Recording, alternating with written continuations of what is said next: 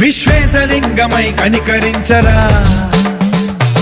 విధి లిఖితమునిక పరపర చరివి అమృతమి కురిపించరా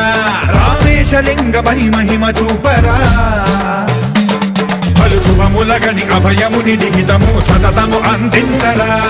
గ్రహణం నిధనం పాపర